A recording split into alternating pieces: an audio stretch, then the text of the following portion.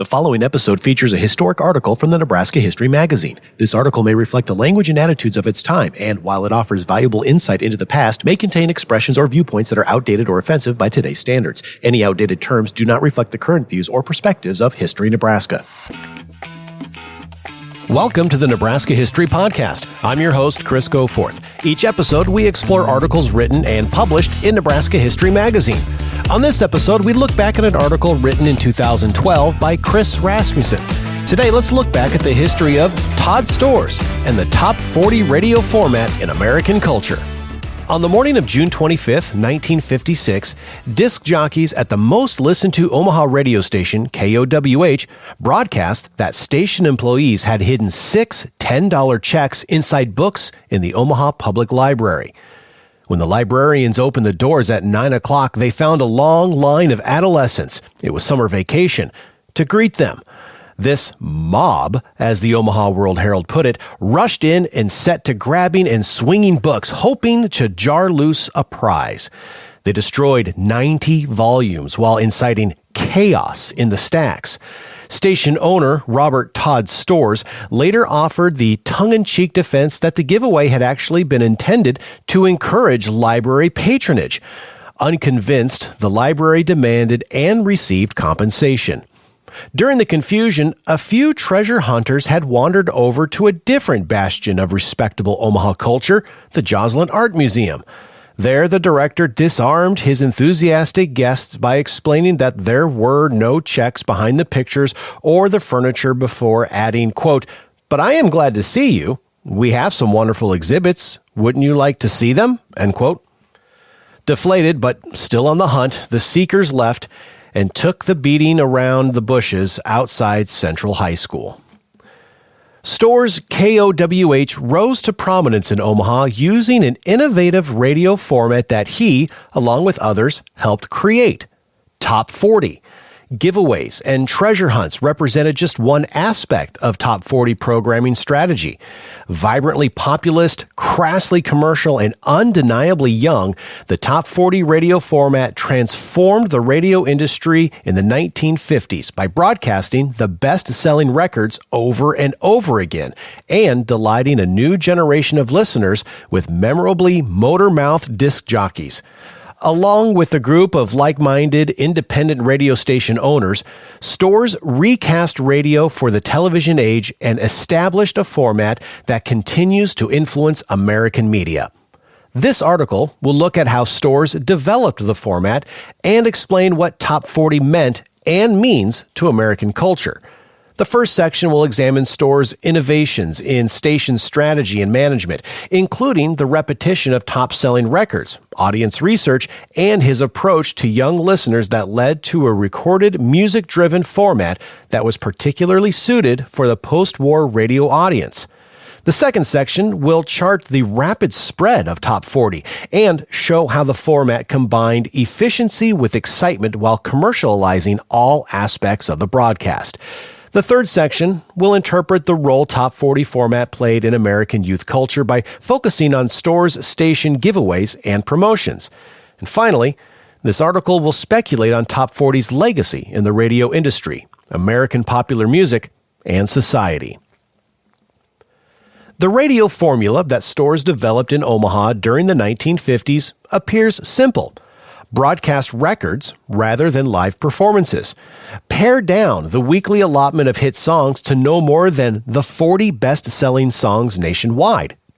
Never let disc jockeys choose the records. Their taste is too refined. Finally, maintain listener interest and bring the audience together through station promotions and giveaways that satirize contemporary society. This apparent simplicity masks the extent to which Top 40 has influenced conventional wisdom concerning commercial media. The format encouraged listeners to accept the record rather than the performance as the standard musical experience. In claiming to have transformed the disc jockey from a musical guide into a mirror of listener desire, Top 40 exalted the audience over the authorities and placed sales over established tastes. It accelerated the ongoing commoditization of popular song and contributed to a dramatic increase in sales of 45 RPM singles. The format's market populism, most evidently in the weekly countdowns of the top songs, resonated in an era of expanding prosperity and consumer choice. Storz' programming decisions also showed that he understood that the musical experience in post-war America was moving from bandstand and ballroom to the bedroom and the automobile. Post-war listeners exercised significant and increasing control over how, when, and where they could experience music. And Top 40 succeeded by making radio more responsive to these listeners. According to Billboard's 1964 obituary, Storz thought up the Top 40 radio format while observing people in a bar picking songs at the jukebox. As the story goes, the light went on when Storz realized that despite 100 options to choose from, bar patrons consistently chose the same song over and over again. As closing time approached, the long-suffering waitress searched out from among her tips a nickel, dutifully fed it into the machine, and punched in the record her customers had forced upon her all evening. Storz' associates have said the significance of this experience has been overstated, with some even claiming it never actually happened. Nonetheless, it remains a compelling parable illustrating the essence of the Top 40 format and Storz' relationship to his audience. As a station owner, Storz would not allow his musical preferences or those of his subordinates to interfere with what he believed was the audience's desire for repetition of popular records. In doing so, Storz created the essential Top 40 document, the limited playlist, that was essential to transforming radio to a music-driven medium for the television age. Storz was not a musician or even much of a music fan. He was an engineer, a businessman, and a bit of an aloof eccentric. Unlike the legendary Cleveland disc jockey Alan Freed, the 50s rock radio hero who represented an alternate disc jockey-centric model of what post-war commercial radio could be, Storz was a child of privilege. The grandson of Nebraska beer baron Gottlieb Storz, Robert Todd Storz was born in 1925 and grew up in an Omaha Gold Coast mansion. As an adult, Storz acquired his own Farnham Street home. The family business weathered prohibition by selling ice and near beer and emerged in 1933 stronger than ever. The Storz men cultivated bravado along with a particular mixture of civic duty and local celebrity. Todd Storz's uncle, Arthur, flew bombers, treated Omaha residents to fantastic Independence Day firework displays, and hosted movie stars and military leaders such as Curtis LeMay and his duck lore retreat on the North Platte River. Storz stations, later promotions, and giveaways which directly involve the Omaha public can be seen as a continuation of family traditions. Family connections may have impressed the young Storz, but he cared little for film or martial glory. He loved the mechanical mysteries and the communities of the wireless. Storz constructed his first crystal set at the age of 8, perhaps from parts manufactured by a Kearney, Nebraska kit maker. By 16, he had received his first broadcasting license as a ham operator of W9DYG. As a broadcast radio owner, Storz' stations would be distinguished by consistently employing modern sound technology. Friend and business associate Harold Soderlund described Storz as an engineer at heart. Though there is truth to the observation, Storz was not a typical radio geek, and he consciously cultivated a reputation for taking risks. As an adolescent, his parents sent him to the prestigious Choate School in Connecticut. Storz found his niche when he returned to his home state for college and began working at the University of Nebraska radio station in the basement of the Beta House. As a college radio jock, Storz showed early on that he cared little for Federal Communications Commission regulations. According to friend Bill Palmer, Storz extended the college station's operating range far beyond the federally mandated 1.5-mile radius. Quote, eventually, FCC agents came around to investigate. It seemed the little University of Nebraska station was knocking off commercial stations in Ohio, end quote. Difficulties with the FCC would become a recurring feature of Storz's subsequent career. After 1 year in Lincoln, Storz joined the Army Signal Corps and served in World War II. He would never complete his university degree. Following his discharge, Storz was determined to make a career in radio. Broadcasting, however, was on the brink of major changes. In 1947, radio ad sales reached record highs. The number of AM licenses was about to explode, and RCA President David Sarnoff was advising his NBC affiliates to apply for television licenses, which would impact the programming model for radio operators.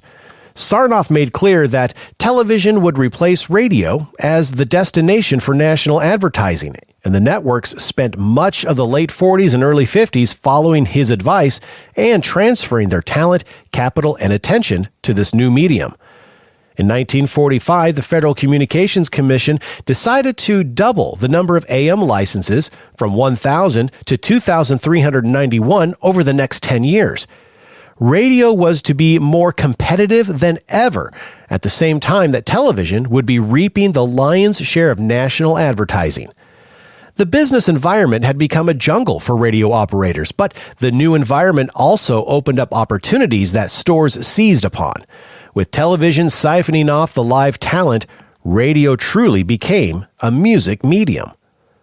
Storz remained uninterested in television and began his career at a small radio station in Hutchinson, Kansas. In 1946, he returned home, taking a position at Omaha's KBON. As a disc jockey, Storz refused to play bop or swing, opting for genres that had wider appeal. He explained that if listeners did not like his selections, they could switch the dial. Moving up to KFAB with its more powerful signal and larger audience, Storz exchanged disc jockey duties for a position in the Omaha station's sales department. Storz's later radio innovations would integrate advertising into an overall broadcast vision, one based on repetition of the popular records he had insisted on spinning in Kansas. Along with ability and vision, family money provided the critical element in Storz's rapid ascent in the radio industry. While still selling radio time at KFAB, the Omaha World Herald Society pages covered his 1947 marriage, South American honeymoon, and 2 years later, his home renovations. Such coverage marks how Storz's life was different in kind from that of the typical radio station employee. In 1949, at age 26, Todd Storz convinced his father, Robert Storz, to invest $30,000 in his radio ambitions.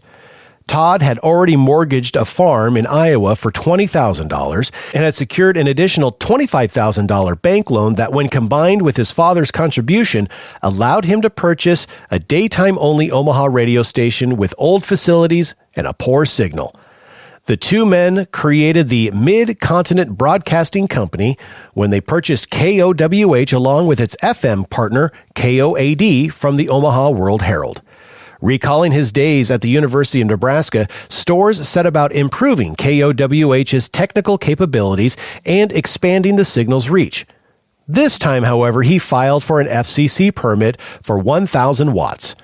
With KOWH and his hometown, Todd Storz had a laboratory of subjects for what would be a remarkably successful broadcasting experiment. Before the sale, KOWH was a consistent also-ran in the local radio ratings. The station earned respect and scant profit for its music, community service, and high-minded political discussions.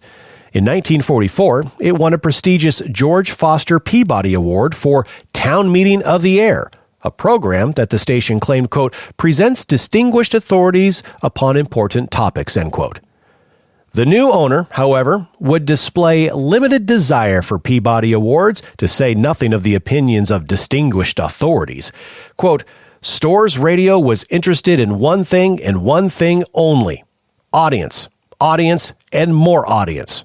That according to Richard Fatherly, who managed a Mid-Continent station in the 1960s. In its first year under Mid-Continent, Storz searched for potential broadcasting models. He was already convinced of the superiority of a records-only format. Shortly after purchasing the station, he sent his associate, Gaylord Avery, to New York to study WNEW's music and news operation. The music and news format relied exclusively on records and disc jockey shows. WNEW pioneered the all-record format in the 30s and 40s when the networks dominated the airwaves by broadcasting a mixture of mic'd ballrooms and studio-produced live shows. WNEW countered with Make-Believe Ballroom, which simulated network live shows but used records. The New York innovator had proved that an independent records-only operation could compete with the networks and even win sometimes. Music and news-formatted stations put extensive programming power in the hands of disc jockeys. WNEW, for example, featured a wide variety of recorded tunes ranging from 300 to 400 a week, playing in long blocks interspersed with regularly scheduled newscasts delivered by strong radio personalities who exhibited an awareness of public service. Avery advised Storz to remove all network and transcribed programming. The new KOWH also followed the lead of WNEW and broadcast hour-long block programs of recorded classical music and popular music, followed by still a different genre. Featuring a wide variety of recorded music reflected Storz's desire to appeal to every listening group. The approach yielded a first-year profit of $84.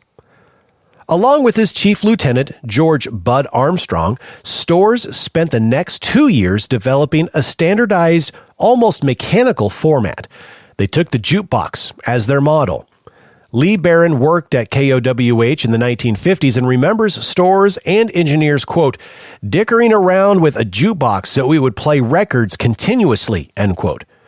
Storz eventually abandoned the goal of a fully automated station as impractical, but he continued to work to refine the KOWH brand identity while whittling away at the number and variety of songs broadcast.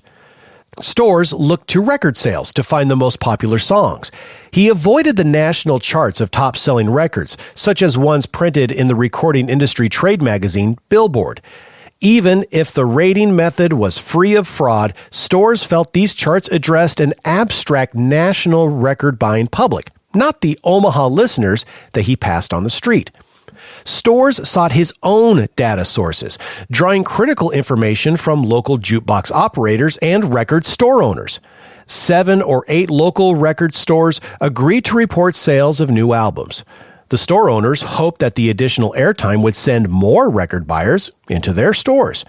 After some arm twisting, Armstrong convinced jukebox distributors to provide lists of coin returns for the same reason. The receipts provided objective data on the Omaha popular recorded music market, and KOWH would use it not only to rank records, but also to consistently outmaneuver competitors. According to Armstrong, Storz stations used national charts primarily as a reference to check whether Omaha's tastes tracked with the rest of the country. Storz added another key element to the format in 1951 when he hired popular disc jockey Sandy Jackson away from Omaha's KBON. The Jackson hire was the first of many in which Storz lured young, dynamic, on-air talent and technical personnel to join his new operation. Jackson transferred his popular call-in request show to his new radio home. Jackson was not a WNEW jock guiding listeners through contemporary music, but instead one that played back listeners' requests. As a daytime-only station, KOWH had to find audiences outside the youth market when children were at school, and the affable Jackson represented a way into one major daytime market segment. Former disc jockey Bob Stitch remembered, quote, he was the type that appealed to the housewives, and he had a 15-minute segment on his show at 11 o'clock called Sandy Jackson, the Grocery Boy. And he did all the recipes, and they had sponsors of grocery stores and food products, end quote.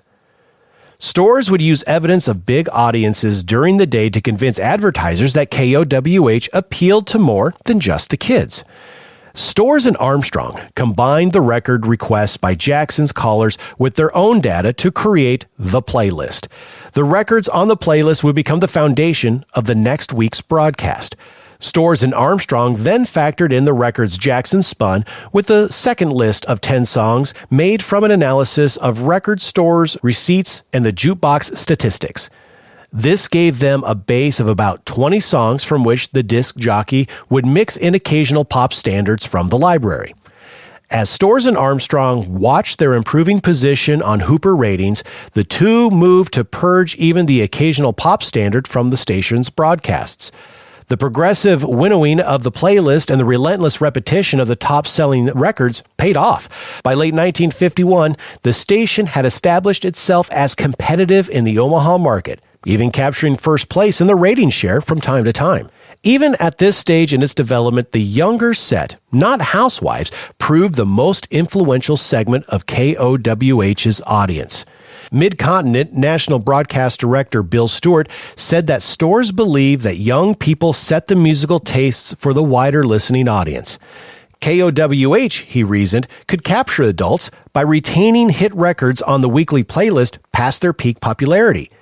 The tactic allowed older listeners the extra time necessary to absorb popular records. As first adopters, the young pointed out the best-selling records, which KOWH broadcast, creating a mass audience and giving the station the broadcast possible appeal. Storz not only targeted the youth market, but the music programming, fast-talking disc jockeys, and station promotions and giveaways also sold the ideal of youth to the mass audience. He understood the value of the young and the hip, a realization that put Storz nearly a decade in advance of most Madison Avenue advertising firms. Storz also made use of a University of Omaha study of local listening habits, which reinforced his growing convictions that the post-war listener used radio as a personal companion that accompanied him or her at home, in the automobile, and eventually in public. The study showed that listeners were more and more likely to experience popular music alone, in cars and in their bedrooms. Cars and their semi-attentive listeners offered an opening for the enterprising station owner looking for a viable radio audience to sell to advertisers, while records delivered the desired musical product to listeners. Television had taken radio's place at the center of the home and became the family medium, while radio listening transformed into a music-driven and highly individualized experience. Over the course of the 1950s, KOWH would further refine the playlist and enhance its ability to determine popular records and to reposition itself vis-a-vis other radio stations. A review of KOWH's Friday program lineup from 1949 to 1955 reveals that full commitment to the new format and true limited playlist, it took time. In the fall of 1950, the religious staple Back to the Bible, a program wholly at odds with the top 40 ethos, had a 10 to 10:30 slot, housewife time in the industry. By 1951, it had retreated to 6:30 and was finally dropped the next year. Storz did not replace the popular national subscription shows Make Believe Ballroom and Your Hit Parade with local disc jockey shows until 1955. By 1953, despite its technical limitations, KOWH had entrenched itself as Omaha's number one station.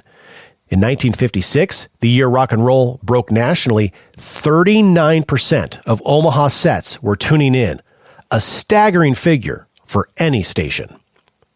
On one of his rare days off as director of Mid-Continent Broadcasting, Storz would day trip from Omaha to nearby Offutt Air Force Base.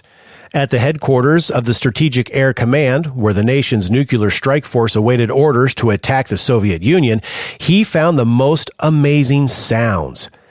His state-of-the-art portable tape recorder captured the shrieks and rumbles from above. Plain listening was no idle amusement, but an opportunity to study the raw power of modern sound. The goal was to translate the exhilaration captured on tape to his station's signals and program radio for the jet age. Former Storz Oklahoma City program manager Dean Johnson described the thrill of broadcasting at Storz station. Quote, KOMA had this big 50,000-watt transmitter, and our studios were there sitting at the transmitter when you're playing a rock song, and that thing was pounding, and the lights would go with the music, sort of like a strobe, end quote. The Mid-Continent men, and they were all men, were not much younger than Storz himself, and they shared Johnson's sense of exhilaration. To Storz, this was not a happy accident, but the result of a conscious strategy to capture distinctly modern sounds and broadcast them to an audience that intuitively understood the technology promise of post-war America. Aliveness, sharpness, vitality, pace, and flow were the buzzwords in every Storz operation. Storz' radio empire took its first steps outside Omaha when Mid-Continent purchased New Orleans WTIX in 1953. The station, like KOWH, was a ratings loser with poor facilities, not the kind that could deliver that jet plane rush Storz sought. Nonetheless, he was excited to test his formula outside of its Midwestern context. Storz said, quote, "That city is at least 50% Negro, and there are large French and hillbilly populations. Yet the pattern is working there on our WTIX. We are operating successfully in the most diverse of markets." End quote. The move to New Orleans demonstrated the adaptability and commercial potential of Storz's broadcast.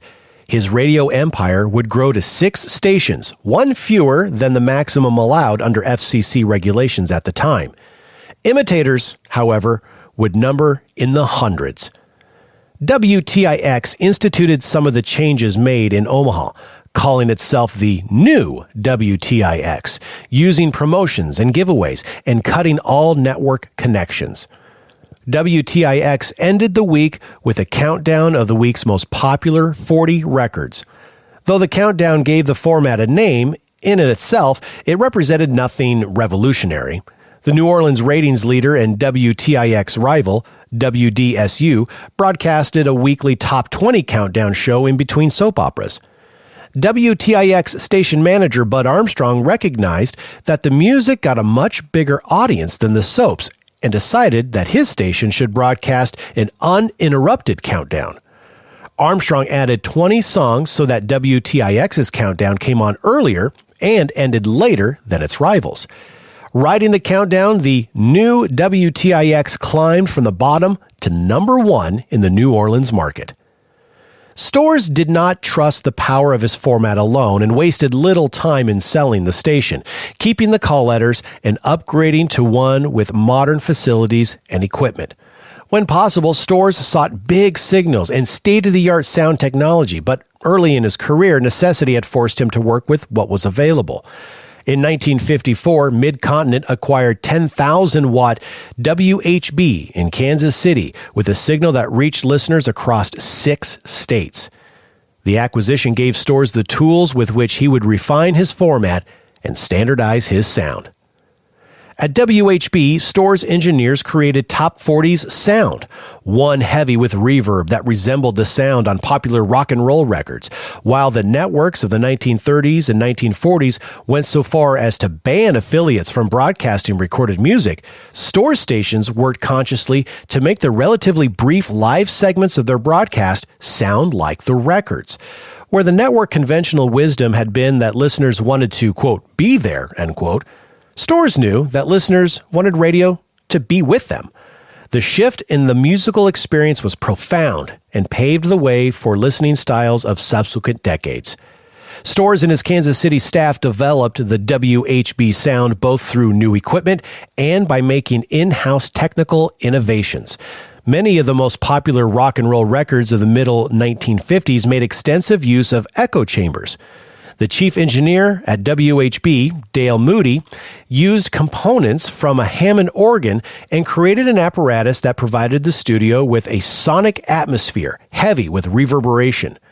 The Storz sound, quote, a dose of electronic reverberation that made DJs sound like God himself, end quote, was immediately identifiable.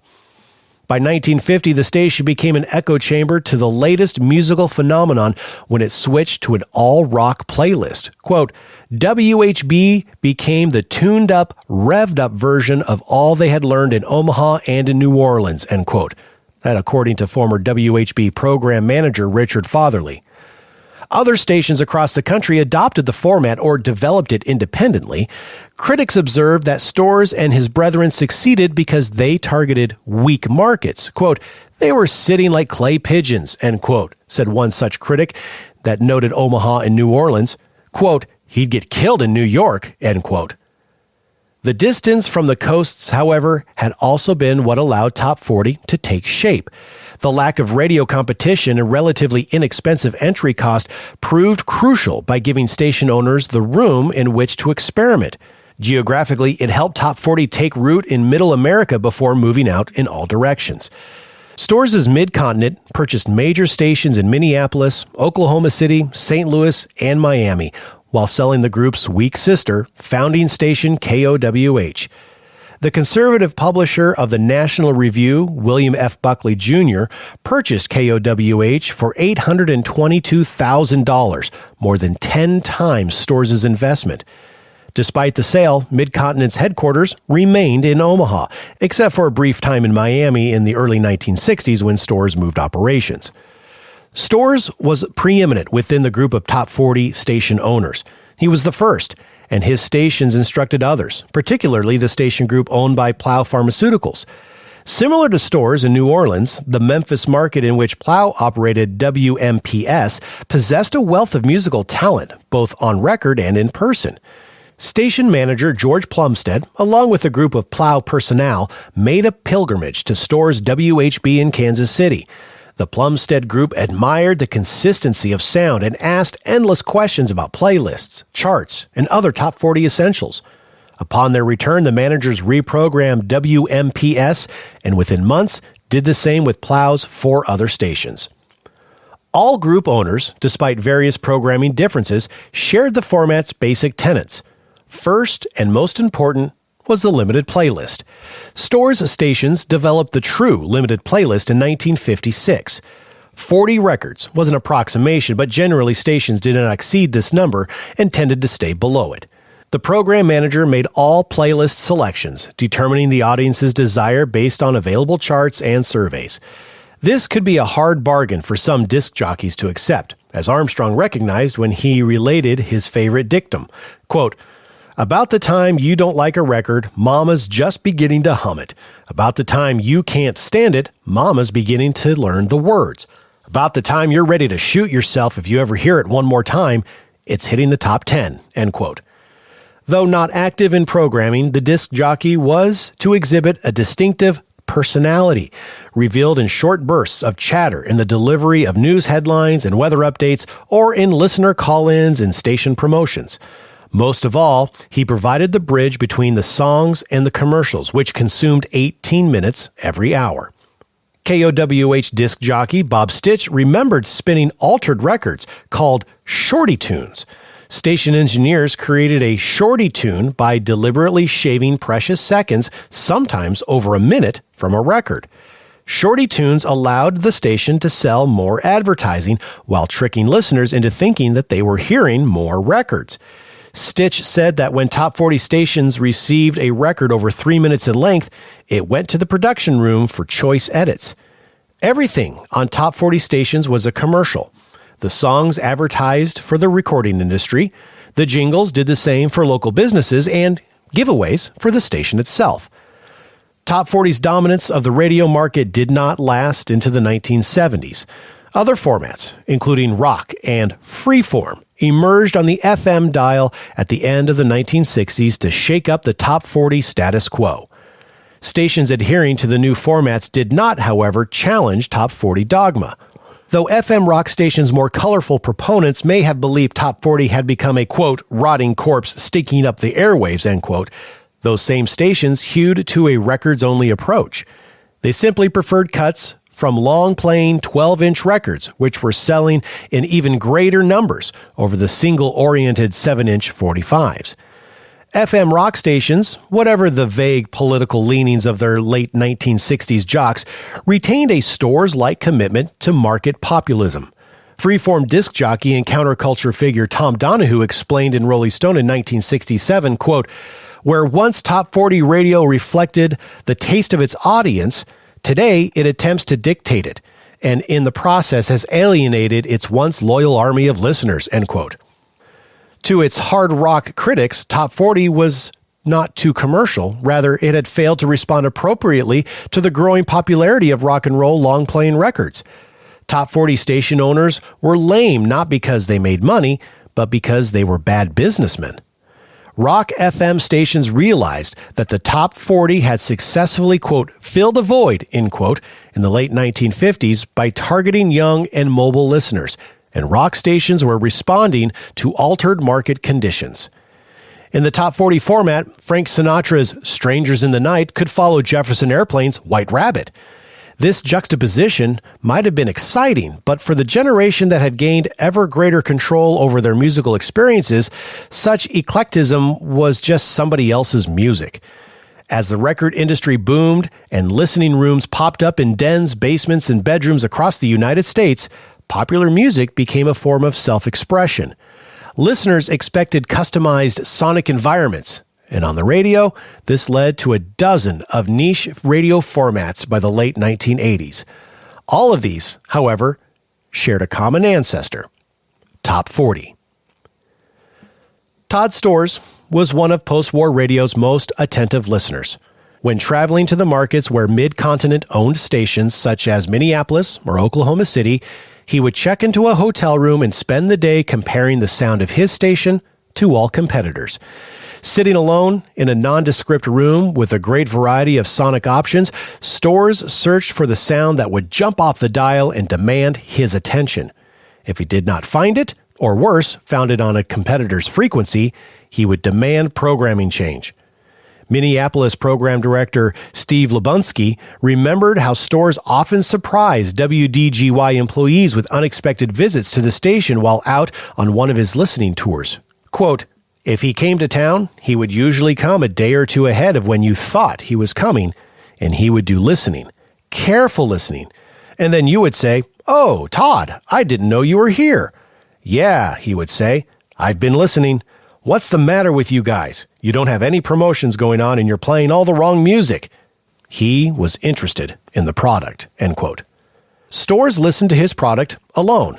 And it's not a stretch to imagine this is how he imagined his audience listened. At least for young listeners, he was right. A 1960 study showed that most teenagers listened to music on the radio and that most of this listening was done at home. Knowing that television occupied the center of the home, Storz and others must have assumed that home meant the bedroom or the basement.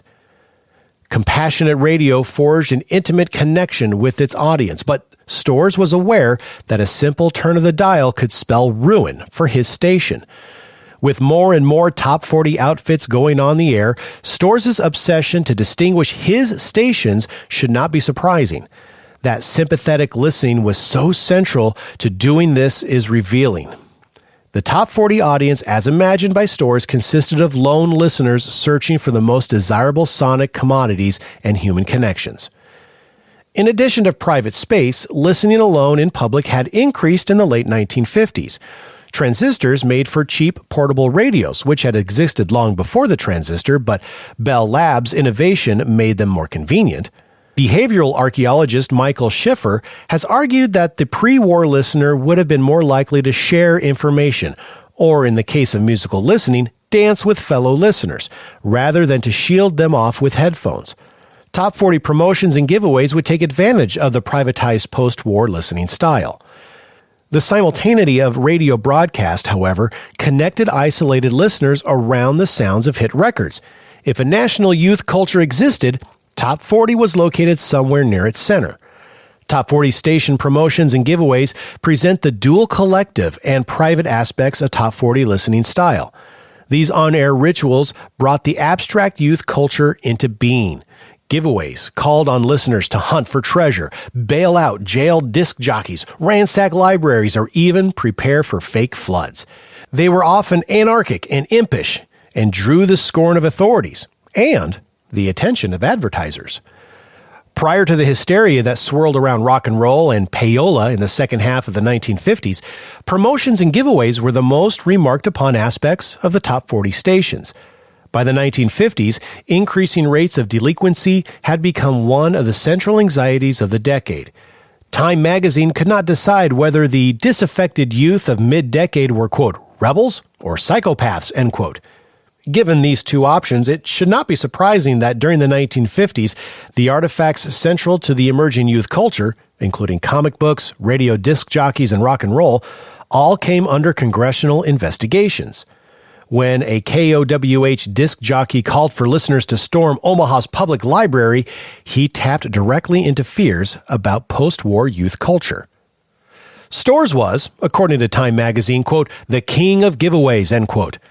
Accusing his stations of vulgarizing and corrupting youth audiences, the magazine scolded, quote, when his listeners are not being told about a new giveaway, they get a steady serenade from the disc jockeys, broken only by stunts and 5-minute news broadcasts. Storz permits no cultural note. He allows his stations only 60 records at a time, lets them play only the top 40 tunes of the week, well larded with commercials, end quote. Time magazine had transposed the KOWH call letters as KOHW, a slip that Storz lampooned in a trade publication, but which also revealed how little Time understood Top 40. The format had not conquered the young, rather, they had sought it out and made it theirs. Outside of radio and some independent record companies, commercial interests pursued the elusive youth market clumsily but doggedly as the 50s gave way to the 60s. Confused by what, according to studies, was a cautious and conservative faceless mob, Edward L. Bond Jr., president of the marketing agency Y&R, advised his advertising brethren to, quote, treat youth with authority, protect them, control them, tell them what to do. Basically, they're insecure and afraid to take risks. Reassure them in advertising copy, end quote. Storz, however, was busy keeping his ear to the ground, and his stations avoided the assumptions that misled bigger firms. Station promotions and giveaways revealed and exploited the ambivalence that young people, and not a few adults, felt about authority. The stations put teenagers in on a collective joke that mocked a rigid and out-of-touch society by pointing to its inherent absurdity. The scavenger hunt was the gold standard of Top 40 promotions. It first appeared in 1951 when KOWH personnel hid money at various locations throughout Omaha. In between songs and commercials, frantic disc jockeys broadcast hints as to the whereabouts of the cash prizes, and equally frantic listeners rushed across town in their cars. Near downtown, a traffic jam snarled for blocks, stranding angry commuters and catching the attention of the police. Storz was there, comically directing traffic from his car. Noticing approaching police lights, the broadcaster deftly escaped onto a side street.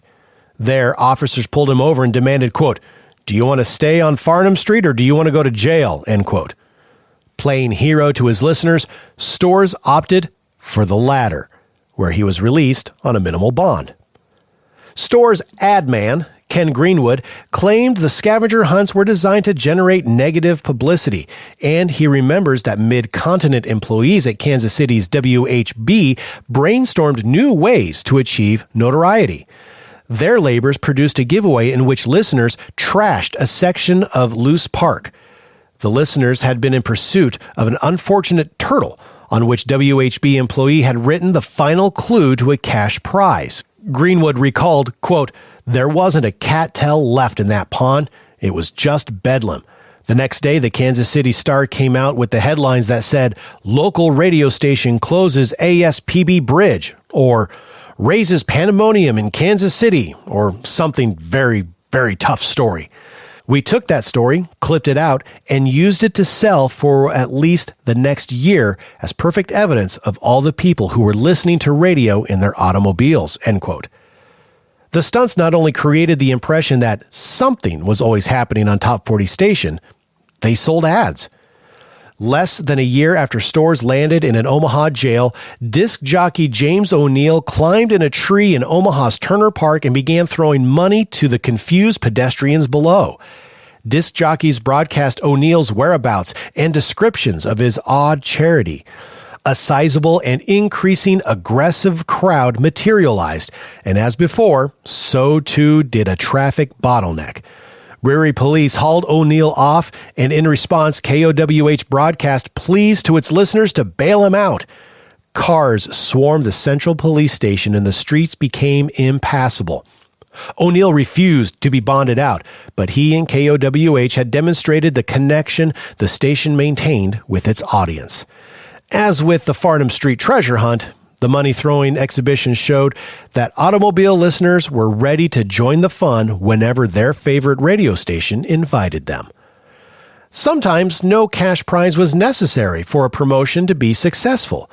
A year to the day after the 1952 flood of the century struck Omaha, KOWH broadcast emergency orders sandwiched between field reports of a swiftly overflowing Missouri River. Switchboards jammed the earnest volunteers' crowded City Hall. Representatives from the Nurses Association demanded to know why the city had not called them to duty. Had they tuned in 25 minutes prior to or following the storm broadcasts, civic-minded healthcare professionals and anxious property owners would have heard disc jockey Sandy Jackson explain that the Missouri River was well within its banks. KOWH had simply rebroadcast the previous year's warnings. But why? Like the impudent class clown, the station defended its trickery as a necessary measure in the atomic age. Quote, "The program was not designed to scare anyone, but to keep people awake to the ever-present threat of an emergency," end quote. By lampooning radio's local authorities and the era's most serious issue, the war with the Soviet Union, the station offered to its young listeners the thrill of vicarious rebellion. The pranks, absurd gestures, and publicity stunts of later rock musicians, record company marketers, and the Youth International Party bear a striking resemblance to Top 40 promotions. Unable to get the joke, the authorities responded with confusion and buffoonerish anger, while listeners could laugh and feel, for a moment, solidarity and superiority. There was a dark core to the vision of society inherent in these station promotions, and it can be seen clearly in the WTIX giveaway in New Orleans that landed disc jockey Bob Sticht in jail.